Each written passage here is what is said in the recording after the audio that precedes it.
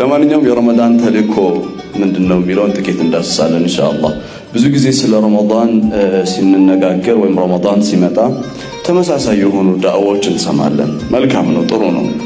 ግን ረመዳንን ለምንድነው from different perspective ማናየው? ረመዳንን በተለየ መንገድ ስላላየ ነው ይመስለኛል። ረመዳን ይመጣል ያልፋል፣ እኛም ያው ነው፣ ምንም ለውጥ የለም። መጽሐፉም ዝም፣ ሰውየውም ዝም ነው። ምንም እንቀየረው ነገር የለም። ምንድነው ሚስጥሩ ብዬ ቁጭ ብዬ ሳስብ ነበር። ብዙዎቻችን ከነፍሴ ጭምር የረመዳንን ተልእኮ አልገባንም። ሸህሩ ረመዳን الذي انزل فيه القرآن هدى للناس ነው ፌመስ አያው ረመዳን ቁርአን የወረደበት ወር ነው። ቁርአን ብሎ ማለት አንደኛ ሁደ ሊናስ ነው። ጾታ፣ ዘር፣ ቋንቋ፣ ሃይማኖት፣ ማንነት ሳይለይ ለሰው ልጆች ሁሉ ምንድነው አለ ቁርአን ሁዳ ነው አለ፣ ጋይዳንስ ነው። ሁለተኛ ረመዳን ራሱ ሁደ ሊናስ ነው ይላሉ ዑለማዎቻችን።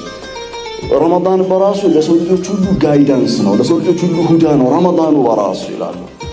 እኛ ግን ለሰው ልጆች ሁሉ በጣም የለውጥ ማዕከል ነው የተባለው ረመዳን እኛን ሲለውጠን አናየም። ያ ችግሩ ምንድነው ብዬ ሰመረምር ራሴን ስፈትሽ ያየሁት የረመዳንን ተልእኮ በቅጡ አልተረዳነው። ስለዚህ ስለ ረመዳን ተልእኮ ጥቂት እናወራለን። ረመዳን በመሰረታዊነት ሶስት ተልእኮዎች አሉት። የመጀመሪያውን ተልእኮ እንቃኛለን። የመጀመሪያው ተልእኮ ረመዳን እንደውም የረመዳን ተልእኮን ከማውራት በፊት ለምስለኛ ላውራ። እኔና እናንተ ሁላችንም ያው ሰዎች ነን። ይሄን ታምናላችሁ አይደል? ታሳቀው በጣም ጭወን ነገር አለ ማለት ነው። ሰዎች ነን አይደል? እኛ ሰዎች ነን። ሰው የሚባለው ፍጡር ያው እዚህ ጋር ቆሞ የምታዩት እናንተ የምታደምጡት ሰው ነው። በባህሪ ደረጃ ግን we are human beings ሰዎች ነን። ግን በባህሪ ደረጃ እንስሳዊ ባህሪ አለብን። አኒማሊስቲክ ቢሄቪየር አለን። እንስሳዊ የሆኑ ባህሪያቶች አሉ። እነዚህ እንስሳዊ ባህሪያቶችን ቁርአን ኦቨር ኤንድ ኦቨር የሚያነሳው በጣም በተደጋጋሚ ያነሳዋል። የሰው ልጅ ሁለት አይነት ማንነት አለው። ራሽናል ክሬሽን ነው ስንል ዲፕ ቲንከር ነው። ሰው በጥልቀት ያስባል፣ ይመረምራል፣ ያስተውላል። ነገርን በእውቀት በማሰብ ላይ ተመስርቶ ያደርጋል፣ ይናገራል። so we are rational human beings። የሰው ልጅ ራሽናል የሆነ ምክንያታዊ የሆነ ፍጡር ነው። ግን ሁሉ ጊዜ የሰው ልጅ ምክንያታዊ ነው ብለን ስንመረምር ግን አይደለም። ምክንያታዊ ያልሆነበት ደግሞ ፓርት አለ። ኢራሽናል የሆነ ፓርት አለው። ምክንያታዊ የሆነ አንዳንድ ጊዜ ቃላቶች ትናገራለህ ግን አስበው አይደለም። እንደዛ ማለት አልፈለክም። አንዳንድ ነገሮችን የማይሆን ስራ ትሰራለህ፣ የማይሆን ቃል ትናገራለህ፣ የማይሆን ተግባር ትፈጽማለህ። ከዛ ራስን ትወቅሳለህ መልሰህ። ለምን? ውስጣችን ኢራሽናሊቲ ስላለ ነው። አንኮንሺየስሊ የምናደርጋቸው ነገሮች አሉ። ያ አንኮንሺየስሊ ሳናስበው የምናደርገው ነገር እንስሳዊ ባህሪ ተብሎ ይጠራል። ስለዚህ የሰው ልጅ ከራሽናል ማንነቱ የበለጠ ገቨርን የሚያደርገው ኢራሽናል ማንነቱ ነው። ምን ማለት ነው? በማሰብ በመመርመር ከሚፈጽመው ይልቅ ሳያስብ የሚያደርገው ነገር ወይም የሚያደርገውን ድርጊት ኮንሲኩዌንሱን ውጤቱን ሳያስበው ነው የሚያደርገው። ሳያስበው ያደርጋል። ይሄ ሳናስበው ውጤቱን ሳናስበው የምናደርገው ወይ የምንናገረው ነገር በስሜት ነው። ስለዚህ ኢራሽናሊቲ ኢሞሽን ይሆናል፣ ስሜት ይሆናል። ይሄ ስሜት ደግሞ በደንብ ልብ በሉ፣ ይሄ ስሜታችን ደግሞ እንስሳዊ ባህሪ አለው። ስለዚህ የሰው ልጅ በዋነኝነት የሚመራው ምንድነው ስንል ስሜት ነው፣ አስተሳሰብ አይደለም። ለዚህ ቀላሉ ፌስቡክን ከፈት አድርገው በተለይ የፖለቲካ ትኩሳት፣ የብሔር ትኩሳት የኛ ምናምን እያለ ይጽፋል፣ ይናገራል ምናምን ደምሶ እስኪገታታ። ከዛ ኢንተሌክቹዋሊ ቀረብ ብለህ ፖለቲካሊ ኢንተሌክቹዋሊ ዲፕ የሆነ ዲስከሽን ስትጀምር ለካ ሰውየው ባዶ ነው፣ ምንም የሚያውቀው ነገር የለም።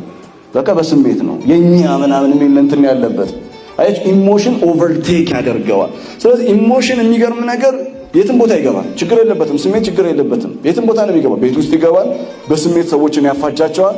ብሔር ውስጥ ይገባል፣ ፖለቲካ ውስጥ ይገባል፣ ሃይማኖት ውስጥ ይገባል። እንደውም አንዳንድ ጊዜ የኛ ግሩፕ በዲን ራሱ ከኛ ውጭ ያለው ጠፍቷል ምናምን በቃ። ከዛ ቁርአን ያውቃሉ ብለህ ቁጭ ብለህ ዲስከስ ስታደርገው ሰውየው ምንም የሚያውቀው ነገር የለም። ምንድነው ሲባል ስሜት። ኢሞሽን governs the entire our life። ስሜት ሙሉ ህይወታችንን ነው ኮንትሮል የሚያደርገው የሚቆጣጠረው ሙሉ ስሜታችንን። በጣም የሚገርመው ነገር ይሄ ስሜት ውስጥ ኮምፐልሲቭ ቢሄቪየር የሚባል ነገር አለ በሳይኮሎጂው። ልማዳዊ ባህል አሁን ልማዳዊ ባህል ከጧት እንቅልፋችሁ ከተነሳችሁ በኋላ በእርግጠኝነት የምናገረው ነገር ብዙ ጊዜ ስልካችሁ ነክታችኋል። ሹር ነኝ፣ በጣም እርግጠኛ ነኝ። ግን ለምን እንደነካችሁ ታጣቁ። በቃ ዝም ብለህ ታወጣለህ፣ ታየዋለህ፣ ታስገባዋለህ። 2 ደቂቃ እኮ አይሞላም፣ ድጋሚ ታወጣዋለህ፣ እንደውም 2 ደቂቃ ኢማን ካለ ነው ራሱ የምትቆየው። ኢማን አሶሲዬሽን ማለት አይደለም። እና ኮምፐልሲቭ ቢሄቪየር አለን።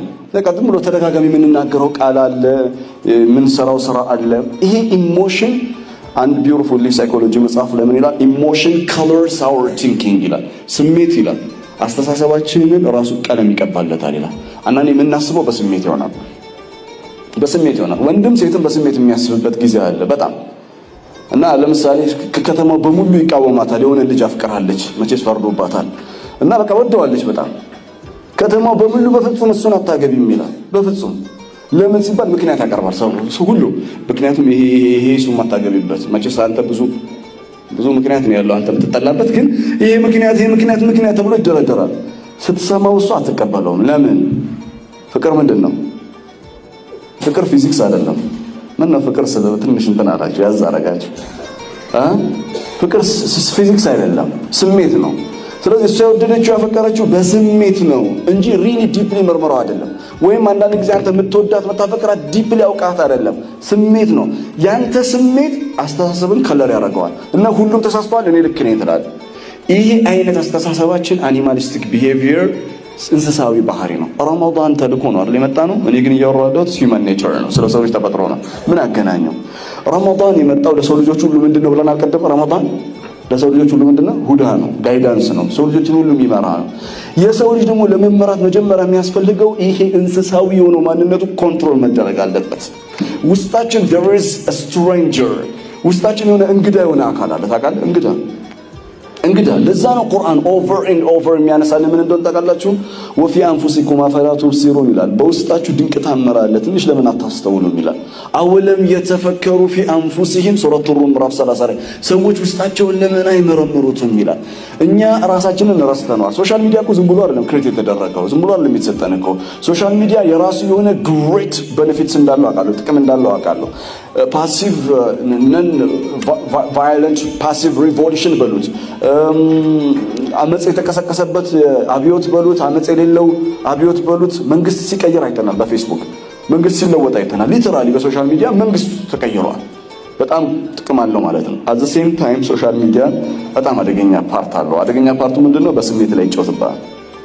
አሁን አንተ ኢንስታግራም፣ ቲክቶክ ምናምን እያየ ማለት ነው ረመዳን ላይ ማሻአላህ ተባረከ ረህማን ስታምር ማሻአላህ።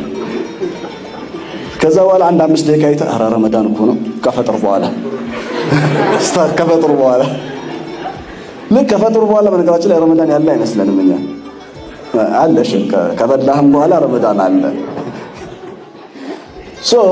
ቁርአን ምንድነው የሚያደርገው? ይሄ እንስሳዊ የሆነው ባህል በነገራችን ላይ ሰው ቲክቶክ ምናምን እያየ እኔ አንዳንድ የማይገባኝ ሰዎች ፎቶአቸው ምናምን ቆንጆ አድርገው ምናምን ሴቶች ይለጥፉና ወንድ ለመሳብ ግን አይደለም፣ እንደዛ አስበን አይደለም። እና ምንድነው አንድ አይደል በቃ ደስ ስለሚለኝ ነው። ምን አልሽኝ? ደስ ስለሚልሽ ነው። እሱማኛም ደስ ይለናል ፖስት ሲደረግ፣ ግን ሐራም ነው፣ አደገኛ ነው። በስሜታችን ላይ በጣም ነው ሶሻል ሚዲያ የሚጫወተው። በጣም የሚገርም ጌም ነው የሚጫወተው። የሚገርም አሳቃችሁ አይደል? እያንዳንዱ ቤት ገብቶ ግን አፍርሶታል፣ ሰውን አፍርሶታል። በነገራችን ላይ ወጣቱ ፈርሷል። ቆሞ የምንሄደው ሰው መስሎ ነው። ቅድም ስለ ሰው ነው በለ ልጅ እያሳቀው ነው በጣም ሰውነቱን እያጠራጠረው ሰው መስሎናል አይደል? ቆመን ስንሄድ ሶሻል ሚዲያ ግን ዜሮ ነው ያስገባን። ዜሮ ይሁን ያደረገው በኢሞሽን ነው፣ በስሜት ነው የሚጫወተው። ለምን? እንስሳዊ ባህሪን ያውቁታል እነሱ። የሆነች ነገር ያቀብለዋል፣ እሱ ላይ ስትፈጥር ትውላለህ፣ ብዙ ነገር ያመልጣል። ስለዚህ ሶሻል ሚዲያ ላይ ቁጭ ብለህ ኢንተሌክቹዋሊ ዲፕ ቲንከር በጣም ስፒሪቹዋሊ የመጠቀ ሰው፣ በመንፈስ የመጠቀ፣ በአስተሳሰብ የመጠቀ ሰው እሆናለሁ ካልከኝ ራስን እያታለልክ ነውና ነቃ በል ለማለት ፈልጌ ነው። ዩዝ ሪስፖንሲቢሊቲ። ታዲያ ከረመዳን ጋር ምን አገናኘው? ይሄ ረመዳን ከሚጫወተው ሚና መካከል አንዱ ይሄንን ውስጣችን ያለው እንግዳ የሆነው ሰውዬ የለም? እንግዳ የሆነው አንዳንዴ ግንፍል ምናምን የሚለው የሚያምፀው የሚያስቸግረው ሰውዬ የለም አለ እኮ ውስጥ። ያንን ሰውዬ ኮንትሮል ነው የሚያደርገው። ቁጭ በል ነው የሚለው። አሁን በጣም የራበው ሰው እስቲ እቺ ልጅ ያት በጣም ቆንጆ ናት ምናምን የምትለው እሱ በዛ ሰዓት የሚታየው ምግብ ብቻ ነው ለሱ ቆንጆ። ስፔሻሊ ወንዶች ከራበን ምግብ ብቻ ነው በዛ ሰዓት ለኛ ቆንጆ፣ ሌላ ነገር አይታየንም። ዩሲ ረመዳን የሚጫወተው ሚና እንስሳ በደረጃ ልበበለ ሳይኮሎጂካሊ በስነ ልቦና ረመዳን የሚጫወተው ሚና እንስሳዊ የሆነው ባህሪያችንን ኮንትሮል ያደርገዋል። ምንድነው እንስሳዊ ባህሪያችን? ስስታምነት። ምንድነው እንስሳዊ ባህሪያችን? ስግብግብነት። ምንድነው እንስሳዊ ባህሪያችን? ተቃራኒ ጾታን አይቶ ግንፍል የማለት እነዛም በሙሉ ውስጥ ምን ኔጌቲቭ ኢሞሽን የምንላቸው ኔጌቲቭ ኢነርጂ የሚባለው በሙሉ አንደር ኮንትሮል ያደርገዋል፣ ይቆጣጠራል።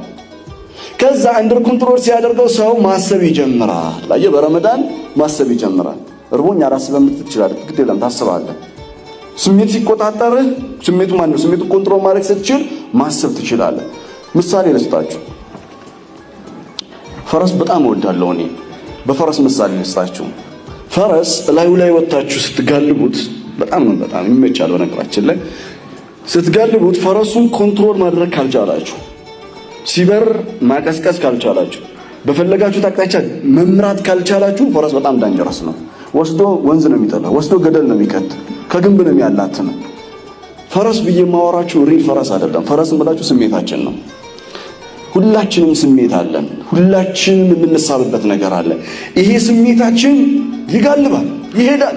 ሶሻል ሚዲያ ደግሞ ይመቹዋል። ለዛ ብዙ ያሉ ነገሮች ደግሞ ይመቹታል። ስለዚህ በጣም እየጋለብን ልክ ረመዳን ጋር ስንደርስ አሁንም ልንጋልብ ስንል ረመዳን ስሜታችን ላይ ነው የሚቀመጠው። ይቀመጥና ምን ያደርጋል? ኮንትሮል ያደርጋል፣ ያቀዘቅዘዋል፣ ረጋ በል ይላል። ከረመዳን ውጪ ሚና የሚጫወተው የነበረው ኢንተሌክት ነበር፣ አእምሮ። አእምሮ በአረበኛ ምን ይባላል?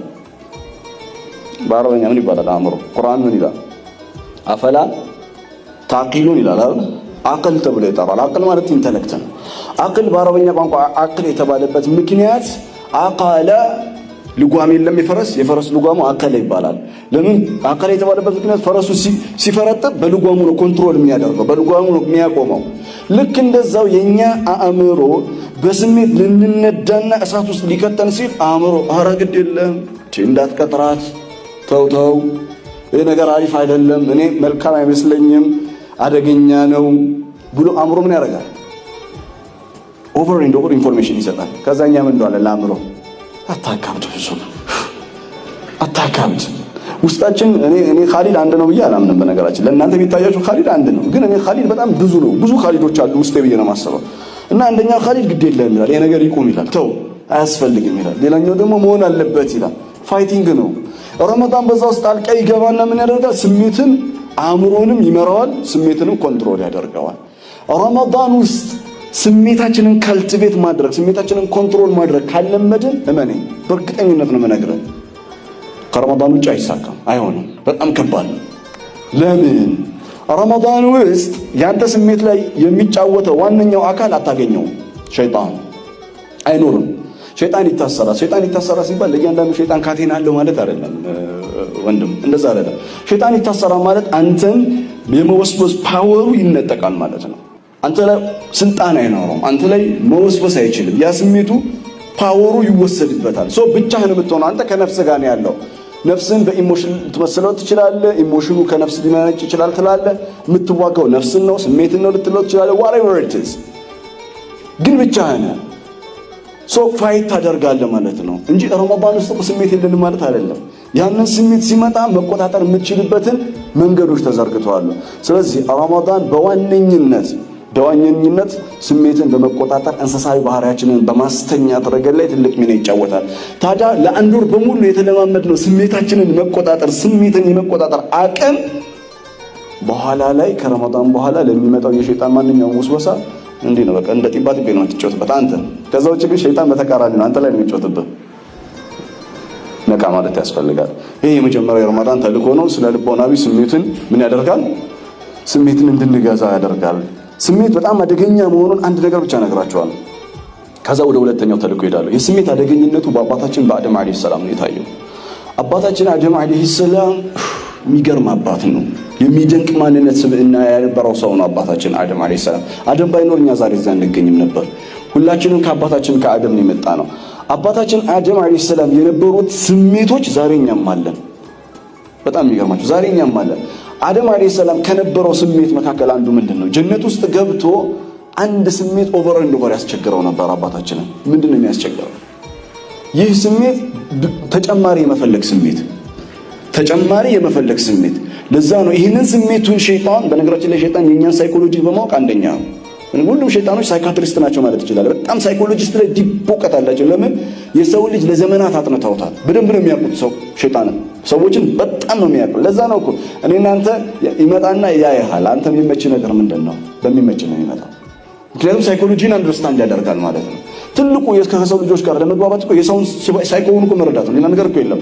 እኔ እናንተን መረዳት እናንተ እኔን ከተረዳችሁ በጣም አሪፍ ኑሮ ነው የምንኖረው። ካልተግባባን ግን በቃ አልተግባባን ነው።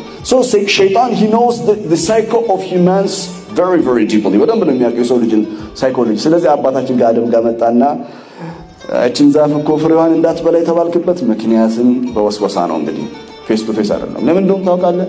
አንደኛ እሱ የምትበላ አንተ ኩነ መለከኝ፣ ሁለታችሁ መልአክ ነው የምትሆኑት።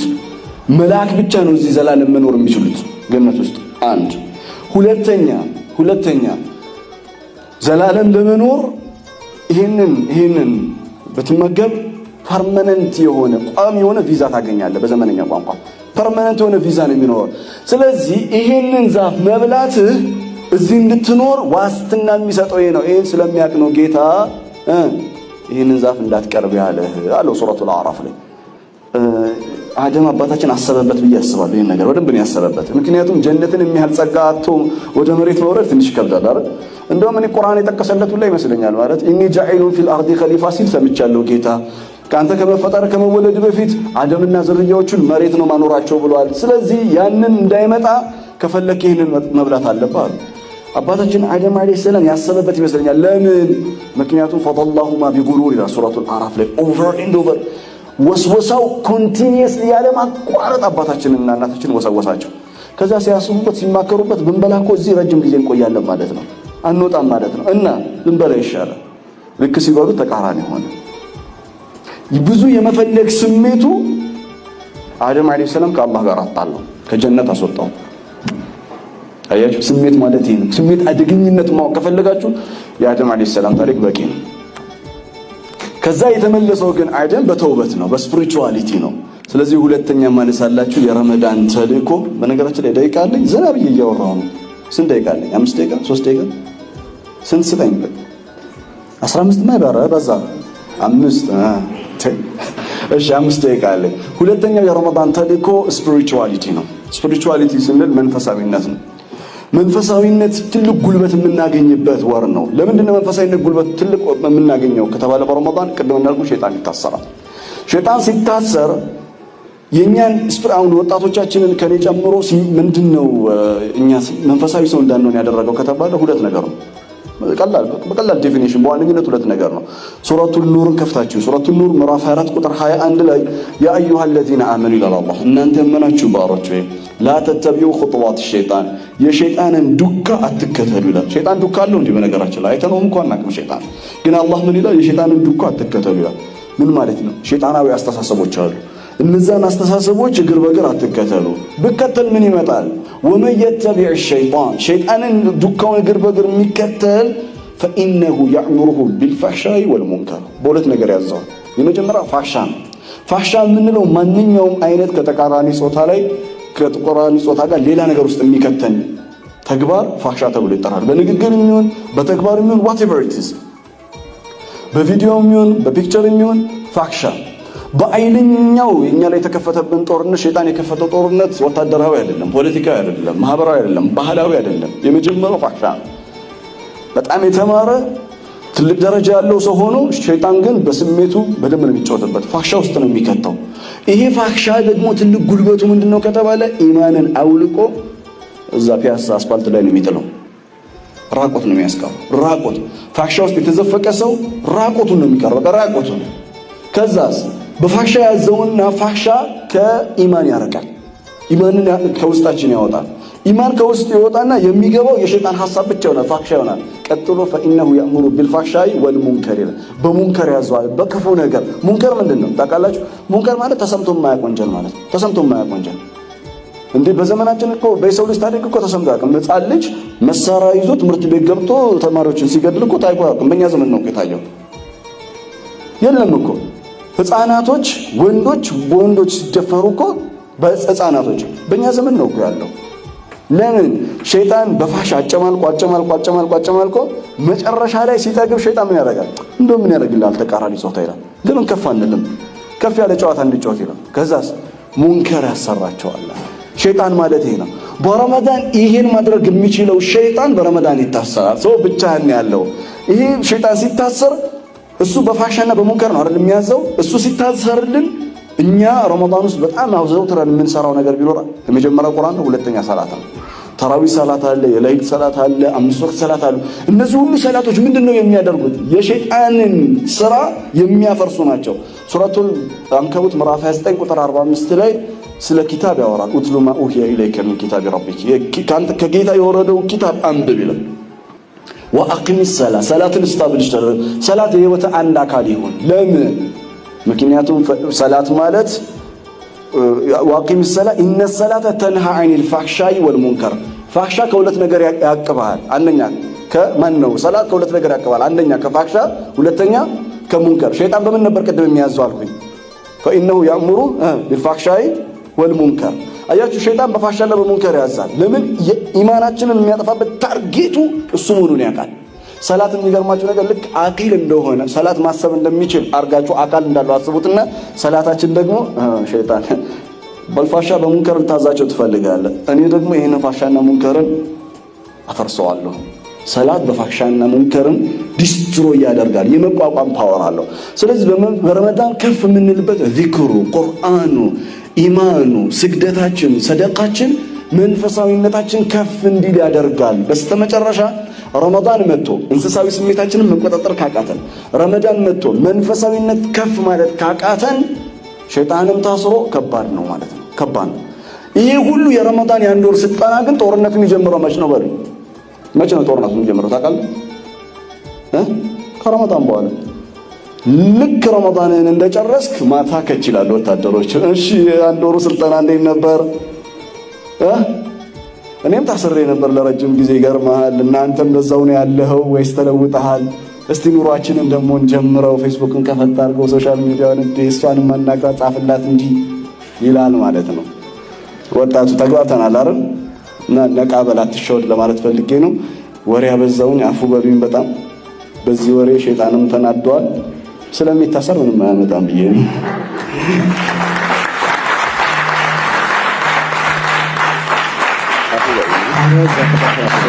Gracias.